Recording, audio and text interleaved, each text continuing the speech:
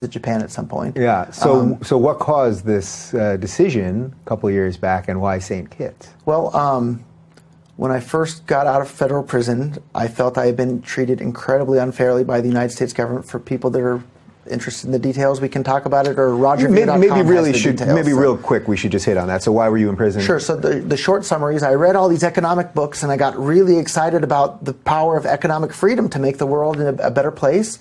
And so I thought the best way to tell more people about the wonderful benefits of economic freedom was to run for California State Assembly as a libertarian candidate. So in the year 2000, I ran for State Assembly as a libertarian, and I got to have a debate against the Republican and Democratic candidates at San Jose State University.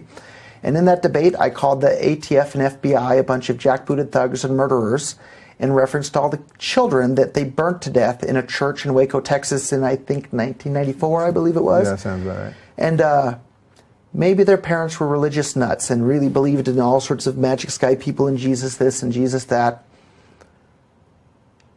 Even if their parents are religious nuts, burning to death all the kids doesn't help them. You murdered a bunch of kids. So if you're somebody that goes and burns to death a bunch of kids in a church because their parents are religious nuts, you're not a good person. So I called the ATF and FBI agents a bunch of jackbooted thugs and murderers in reference to what they did in Waco, Texas back then.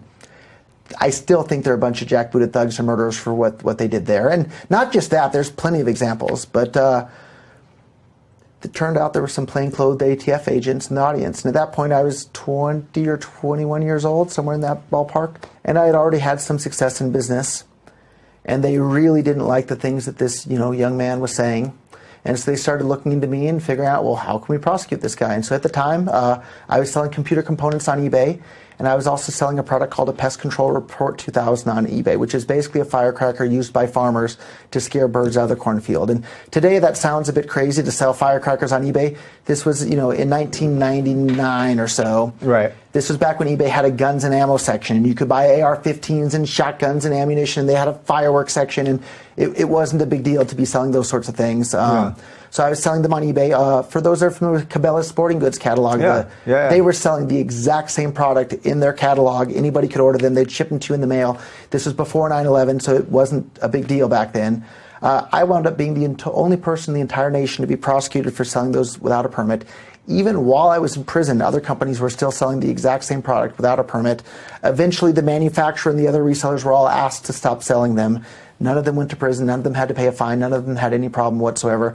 I was the only person in the entire nation to go to prison or have any problem for selling them. So I did 10 months in federal prison, had 3 months of federal probation.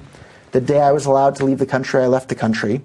I looked into renouncing my citizenship at that time. Unfortunately, it's very expensive to get citizenship somewhere else, and it's extra difficult if you're a felon in the United States to get citizenship somewhere else. So I looked into it at the time.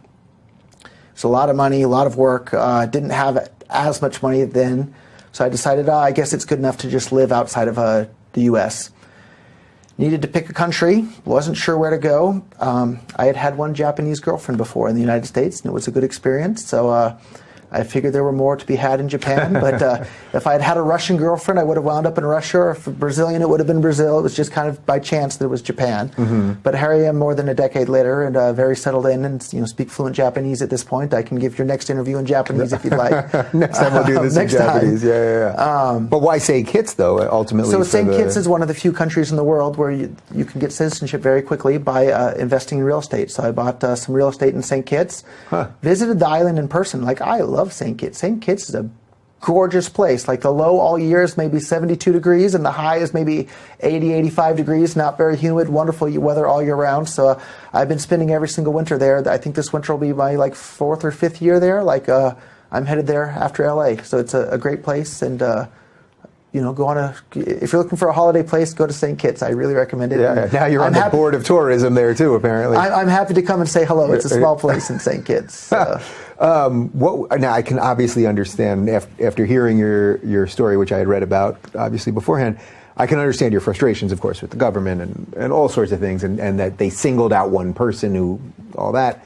What was it like, actually, that moment when I assume you have to sign a couple documents, and what do? You slap a guy high five at the end, or what was that actual moment like? That's a great story, too. So I had to go to the U.S. Embassy in Barbados And I can't remember the name of the clerk there, but if he happens to see the interview, like, thank you for being such a good sport and having a good sense of humor with all of this.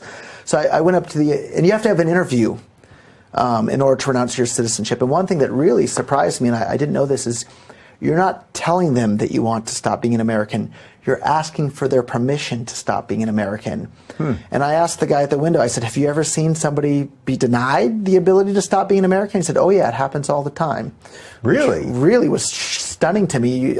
I would have thought that if you don't want to be an American anymore, it should be up to you. But no, our masters in Washington, D.C. decide if they're going to allow you to stop being an American. But this clerk at the window, when I came up and I gave my bundle of paperwork, there was a fee. The fee is even higher now. Now the fee is $2,000 something. When I renounced, I think it was $440. And he asked me, he said, do you want to pay with cash, credit card, or Bitcoin? And I had the same look on my face that you just did now. I said, what? I said, how would you know that I would be interested in paying in Bitcoin? He said, oh, we know all about you. We've Googled you. And I said, well, can I actually pay in Bitcoin? He goes, no, I was just kidding. So